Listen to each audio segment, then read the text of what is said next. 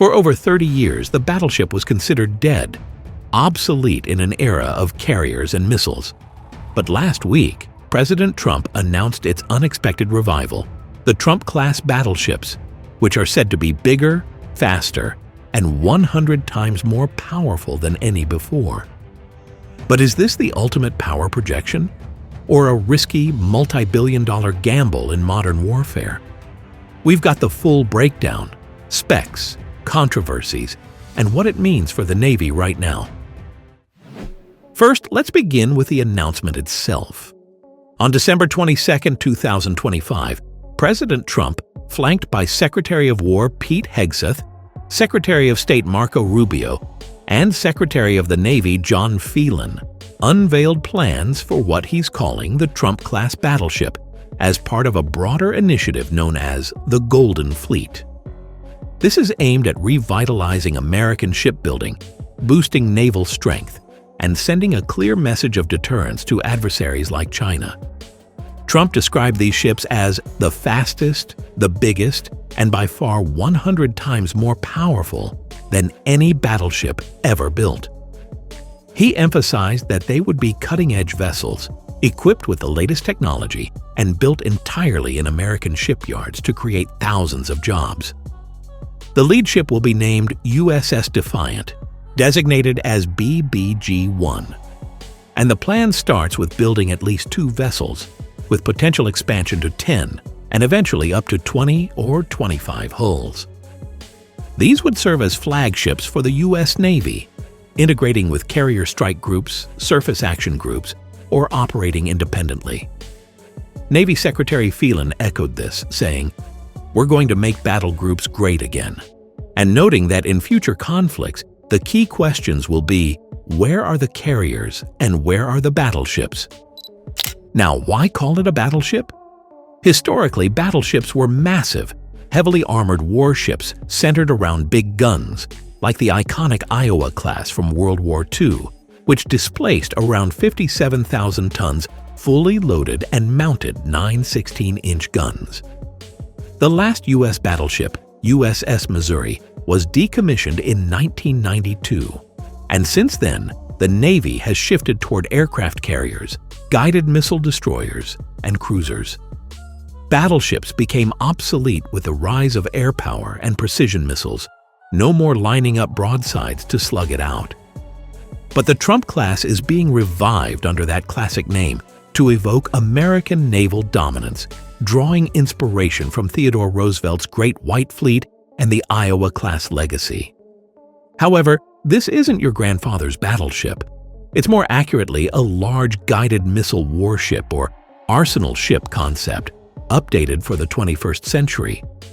The Navy is classifying it as a guided missile battleship, or BBGX, and it's essentially supplanting the previous DDGX Next Generation Destroyer program.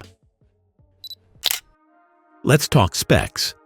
The Trump class is projected to displace at least 35,000 tons.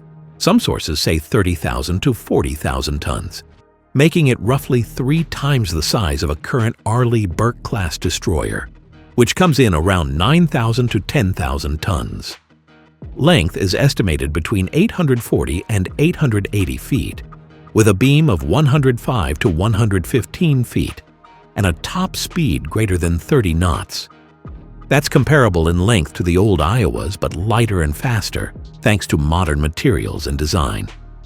Crew size is expected to be between 650 and 850 personnel, which is larger than a destroyer's crew, but optimized with automation and AI-driven capabilities. These ships are designed not just as firepower platforms, but as command and control hubs, overseeing manned and unmanned vessels, drones, and future systems. There's even a flight deck and hangar at the stern for aircraft like the V-22 Osprey Tiltrotor or MH-60 Seahawk helicopters. The real game changer is the armament. This is where the 100 times more powerful claim comes in, focusing on long-range strike rather than big guns. The primary weapons are missiles launched from vertical launch systems, or VLS. Renderings show large VLS arrays. 128 Mk-41 cells across the bow, and stern for a mix of weapons, plus a separate 12-cell system at the bow dedicated to the intermediate-range conventional prompt strike hypersonic missiles. These are boost glide weapons that travel faster than Mach 5 and are highly maneuverable. Additionally, the ships are planned to carry the new Nuclear-Armed Sea-Launched Cruise Missile, or SLCMN, which would mark the return of nuclear capabilities to U.S. surface ships. Something not seen since the Cold War era when Tomahawk nuclear variants were retired. Standard loadouts would include Tomahawk cruise missiles, members of the Standard Missile family for air and missile defense, and possibly anti-ship missiles. For closer-in threats, there are two 5-inch naval guns, much smaller than the Iowa's massive 16-inchers, but modern and precise. Other defenses include 4 Mk 38-30mm remote weapon stations, 2 rolling airframe missile launchers for point defense, dedicated counter-drone systems, and 2 high-powered laser-directed energy weapons in the 300 to 600 kilowatt class, plus lower-power optical dazzlers for blinding sensors or drones. One of the more controversial inclusions is a 32 megajoule electromagnetic railgun. Railguns use electricity to fire projectiles at hypersonic speeds without explosives, offering incredible range and low cost per shot. The Navy invested heavily in railgun tech in the 2010s, but halted public development around 2021 due to challenges like barrel wear and power requirements. Bringing it back here is ambitious, to say the least. Sensors include the advanced AN/SPY-6 radar for air and missile defense, the SEW IP Block 3 electronic warfare suite, and extensive command systems. Propulsion leverages integrated power systems from the Zumwalt class and DDG-X work, likely gas turbines and diesels for efficiency. The rationale is clear: deterrence in an era of great power competition. The Navy is facing a shortfall in VLS cells as older Ticonderoga-class cruisers and Ohio-class guided missile subs retire. These massive Trump-class ships, with their huge missile magazines, could help fill that gap, providing overwhelming firepower to offset numerical advantages from rivals like China's Navy. They're meant to project power, command distributed forces, and integrate AI for future warfare. President Trump has been personally involved, even mentioning his aesthetic input because, as he put it, "I'm a very aesthetic person." The design draws from past concepts like the 1990s Arsenal ship ideas or Huntington Ingalls proposals for missile-heavy platforms. But here's where things get complicated: the timeline and feasibility.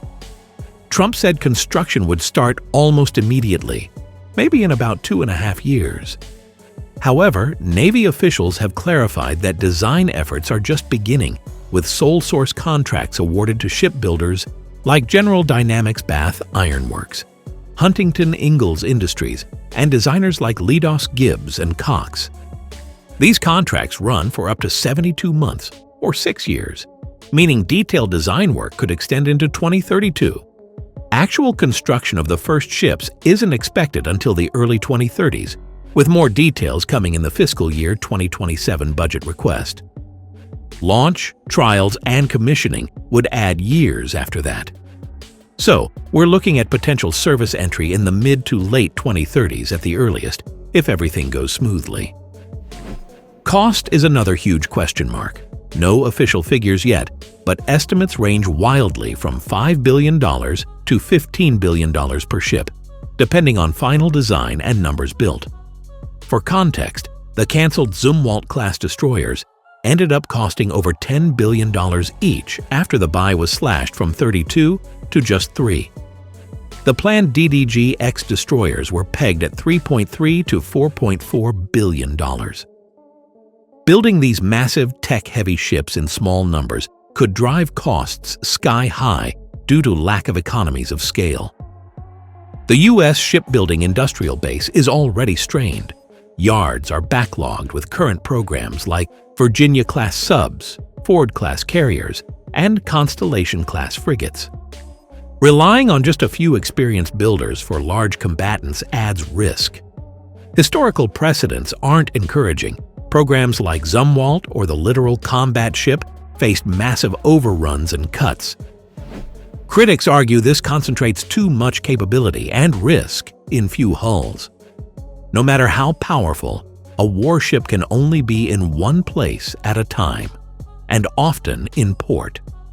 In modern warfare with hypersonic threats from China or Russia, a large, high-value target could become a bomb magnet. Distributed lethality, spreading firepower across many cheaper ships, is the current Navy doctrine, not building a handful of super-expensive flagships. There's also debate over some technologies. Railguns were shelved for good reasons. Lasers are promising, but not yet at the power levels claimed for major threats. And hypersonics are still maturing. Naming a class after a sitting president also breaks tradition. Battleships were usually state-named, carriers after presidents, but not living ones typically. And politically, this program has to survive multiple budgets, congresses, and possibly administrations before the first keel is laid. Supporters see it as a generational commitment to sea power, restoring symbols of American strength, and addressing real gaps in long-range strike and command platforms. Admiral Daryl Caudle has said the Navy needs larger surface combatants for deterrence in the 2030s and beyond. In conclusion, the Trump-class battleship represents a bold vision, reviving the battleship in name while creating a missile-heavy behemoth for modern great power conflict. It could transform the Navy if it overcomes the enormous challenges of cost, timeline, technology integration, and strategic fit. Or, like some past programs, it might get scaled back or reimagined. We'll be watching closely as design progresses and budgets hit Congress. And what do you think about this? Share your thoughts in the comments below. And if you enjoyed the video, don't forget to like it, subscribe to the channel, and turn on the notifications to always stay in touch. See you soon!